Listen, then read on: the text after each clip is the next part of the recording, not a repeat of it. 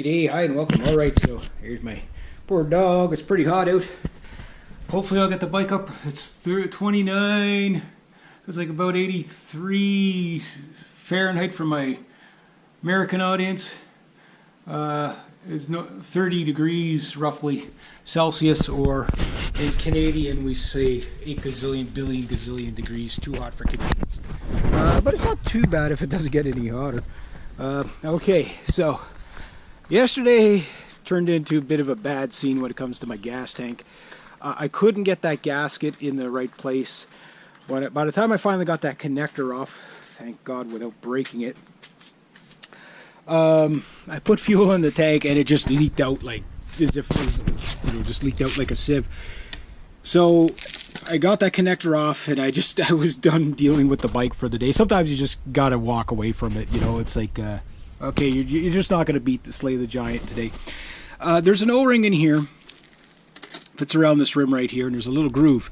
And when you set up the O-ring, the only way to do it is with the tank kind of like upside down like this. And the O-ring is a tad bit smaller than the groove it's supposed to sit in. The idea is that they made like a little bit of a lip that the O-ring's supposed to sit on, and then it presses in for a tighter seal, which in theory works good, but it's just that lip doesn't give you much to work with. So if you don't get it on there right, you can't tighten down your tank. You can't tighten down this unit, which is basically the fuel pump assembly. You can't tighten it down properly, and because you can't tighten it down properly, you know what happens when you put the gas in. It leaks all over the freaking bike and on the ground. I got the container under it fast enough yesterday, but it's just the idea I don't like gas leaking onto my connectors and stuff like that. So this is attempt one for today. I want to show you something about these little connectors here.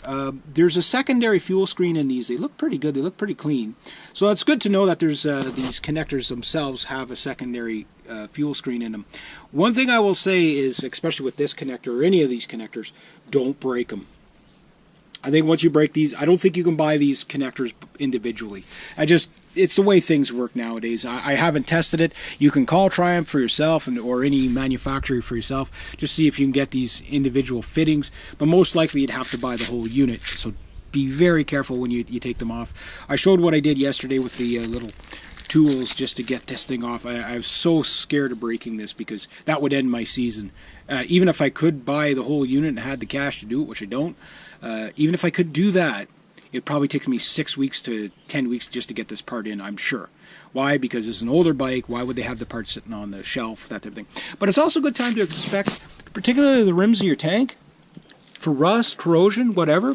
If you have a tank that's empty, nice thing about these sport bike tanks is you got this big porthole here that you can inspect the inside of the tank. Now you can't see up here if there's any rust or anything there, but it's a good idea to monitor your tank. And if you leave the tank exposed to the air long enough, it will rust because there's no lining in the tank or nothing to.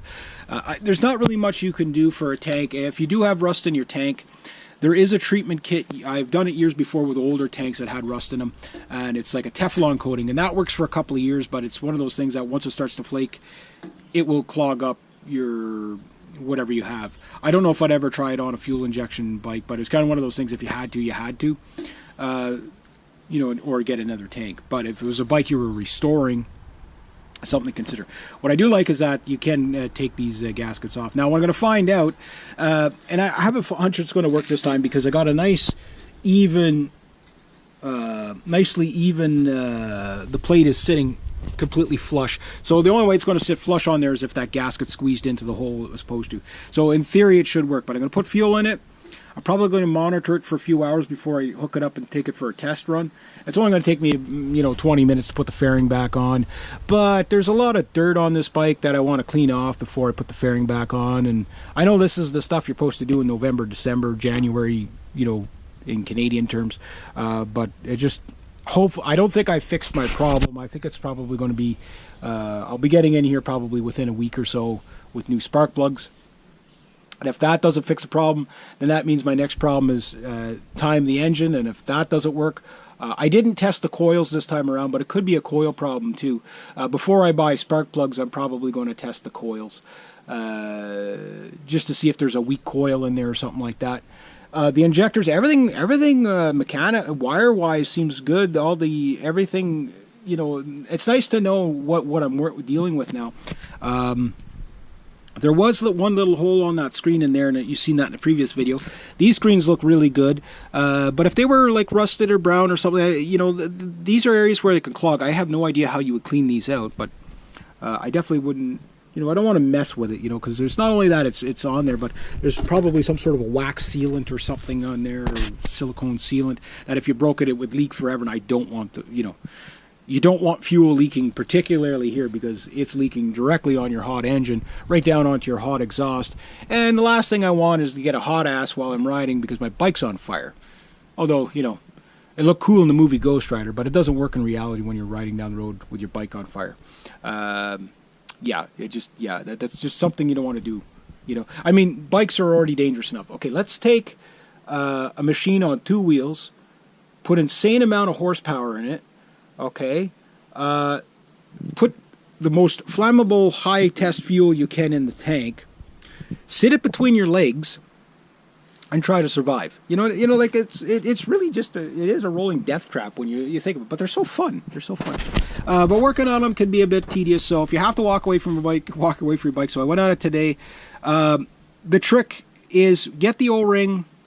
It seems as set, like on the lip as much as possible, so that it's not so that when it presses on it, it presses it in there. That's going to be the hardest thing. But once you get that, maybe the O-ring might not be any good anymore. Maybe after, sometimes when you take things apart, they're good. But it was holding together until you took it apart, and now you might have. If I see like the next time I take the tank, if I see like seepage through that, then I'll probably have to get a new gas O-ring in there. I'm sure it's not expensive, but it's kind of one of those things. I want to order it in the fall, have it for the winter, and back on the bike for spring, right? So put all your the washers on, then put all your the nuts on, and just finger tight them, not enough in any one direction. Make sure the plate is sitting as evenly as possible. Start with one, bring it down, bring the other one down. As soon as it touches the plate, okay, there's no tension on them, get them all roughly a tension. Then maybe a quarter turn, quarter turn, quarter turn, quarter turn. Always do crisscross patterns with stuff like this. Doesn't matter what it is. It's just whether you do this one and then this one, or this one and then this one, then this one, whatever direction you go, just keep in that direction. So if you're moving left to right or right to left, it doesn't matter. I tend to always move to the left to right, just clockwise, counterclockwise.